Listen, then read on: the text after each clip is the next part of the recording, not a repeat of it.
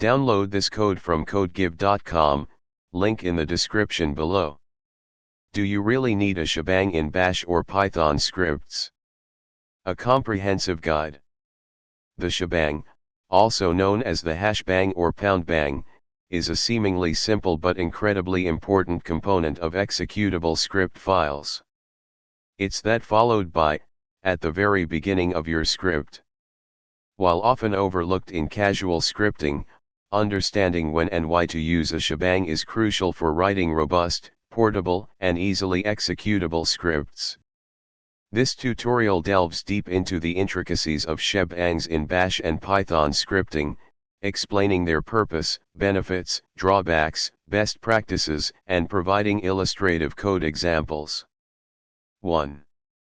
What is a shebang, and why does it exist?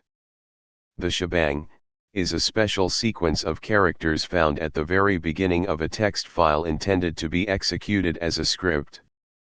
Its primary purpose is to tell the operating system's program loader which interpreter should be used to execute the contents of the file. Think of it as a direction sign. When you try to execute a file directly, example./misscript.sh, the OS looks at the shebang line to figure out how to handle the file. Without it, the OS might either try to execute the script as a binary or, more commonly, hand it off to the default shell. This default behavior is where confusion can arise. The anatomy of a shebang line asterisk. A typical shebang line looks like this. Let's break it down. Asterisk, the magic characters that identify this as a shebang. */usr/ben/env, the interpreter or command runner to use. In this case, env is a utility that searches the system's path environment variable for the first executable named bash. *bash, the specific interpreter to run the script. 2. Shebang and the exec system call ****. When you try to execute a script, the operating system, specifically the kernel, ultimately uses the exec family of system calls. The exec system calls load and execute a new program. The role of the shebang is to rewrite the command line before the exec call is made. For example, if you have a script misscript.sh with the shebang, and you execute it like this, the operating system effectively rewrites the command line too. Then, the exec system call is used to load and execute the bash interpreter, passing the script path, /misscript.sh, as an argument to the interpreter. The interpreter then reads and executes the script's commands. 3. Shebang in bash scripts, examples and explanations. Let's examine common shebang lines used in bash scripts and the implications of each. */ben/bash, this is a very common and straightforward shebang. It tells the system to use the bash interpreter located at /ben/bash. Pros * simple, direct. Cons * assumes bash is located at /ben/bash. This location might be different on different systems, example /usr/ben/bash. */usr/ben/bash, another common shebang, specifying a different potential location for the bash interpreter. Pros * slightly more portable than /ben/bash. Cons * still assumes a specific location for bash. */usr/ben/env bash, the most recommended and portable option. It uses the env utility to locate bash within the user's path environment variable. Pros * highly portable. Works even if bash is not in a standard location, as long as it's in the path. Cons * relies on the presence of the env utility, which is generally available but could potentially be absent in minimal environments. */ben/sh, this shebang uses the system's default shell, which is often bash, dash, or another POSIX compliant shell. Pros * portable across systems using different default shells. Forces you to write POSIX compliant scripts. Cons * may not have access to bash specific features and syntax. Behavior can vary slightly depending on the system's default shell.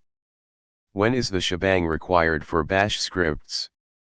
Direct execution, /miscript.sh if you want to execute your script directly by typing its path, example ./miscript.sh, you must have a shebang. Otherwise, the operating system won't know how to interpret the file. Executable permissions the script must also have execute permissions set, example mod +x miscript.sh. The shebang tells the OS how to execute the file, but the execute permission tells the OS that it's allowed to execute it.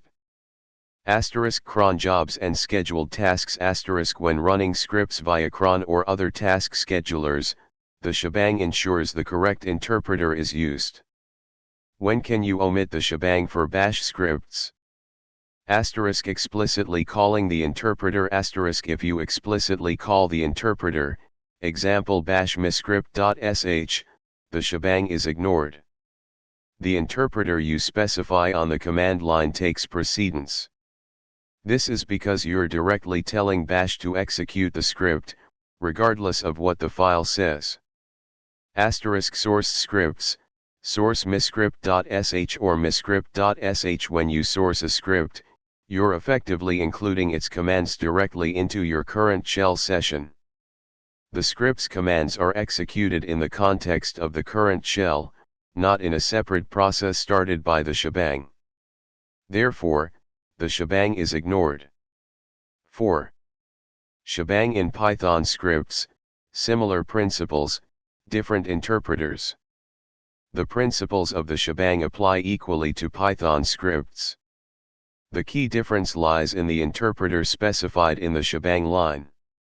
/usr/bin/python, specifies the Python 2 interpreter at /usr/bin/python. Avoid this unless you specifically need Python 2. Python 2 is end of life and no longer supported. /usr/bin/python 3, specifies the Python 3 interpreter at /usr/bin/python 3. This is the preferred shebang for Python scripts. /usr/bin/env python, this is not recommended for Python. While it might work, it will default to the first Python executable in your path. On many systems, that might still be Python 2, even if you intend to use Python 3. It can lead to unpredictable behavior. /usr/bin/env python 3, the recommended and most portable option for Python 3. It uses env to locate the Python 3 interpreter in the path. Python virtual environments and shebangs *. When working with Python virtual environments, you should not hard-code the path to the Python interpreter within the virtual environment. Instead, rely on /usr/bin/env python 3 or similar. When you activate a virtual environment, it modifies your path so that the Python executable within the virtual environment is found first by env. This ensures your script uses the correct Python interpreter and libraries from the virtual environment. Example *. If you run this script outside a virtual environment, it will use your system's default Python 3. If you activate a virtual environment and then run the script, it will use the Python interpreter within the virtual environment. 5. Shebang for other scripting languages ***. The same principles apply to other scripting languages like Ruby, Perl, Node.js, etc. The shebang should specify the appropriate interpreter for that language. For example, **Ruby** /usr/ben/env ruby *perl /usr/ben/env perl *node.js /usr/ben/env node. 6. Arguments in the shebang ***. You can sometimes pass arguments to the interpreter in the shebang line, but this is generally discouraged and can be unreliable. Some systems might not support it properly. For example, the X option tells bash to print each command before executing it, debugging mode. While this might work on some systems, it's better to set debugging options within the script itself or pass them on the command line when calling the script explicitly. 7. Drawbacks and considerations ***. Portability *** hard-coding absolute paths to interpreters, example /usr/ben/python, can limit portability. Use /usr/ben/env interpreter to improve portability. Security *** Be cautious when executing scripts from untrusted sources. The shebang line specifies the interpreter, which could potentially be a malicious executable. Length limits Some older operating systems had a limit on the length of the shebang line, typically around 127 characters. This is rarely an issue with modern systems but is something to be aware of. Encoding While not directly related to the shebang, ensure your script is saved with a suitable encoding, example UTF-8, to avoid character encoding issues, especially when dealing with non-ASCII characters. Windows shebangs are primarily a feature of Unix-like operating systems, Linux, Mac OS, etc. Windows does not natively support shebangs. To execute scripts with shebangs on Windows, you typically need to use a Unix-like environment such as Cygwin, Git Bash, or the Windows subsystem for Linux, WSL. 8. Best practices ***. Always use a shebang for executable scripts ** unless you have a very specific reason not to, include a shebang in all your executable script files. Use /usr/ben/env interpreter for portability ** This generally provides the best balance of portability and functionality. For Python, specify Python 3 explicitly. Use /usr/ben/env Python 3. This avoids confusion about which Python version your script will use. Avoid hard-coding absolute paths except in very controlled environments. Avoid hard-coding absolute paths to interpreters.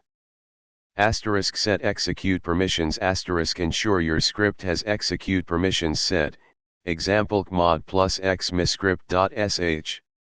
Test your scripts on different systems if portability is important, test your scripts on different systems to ensure they behave as expected.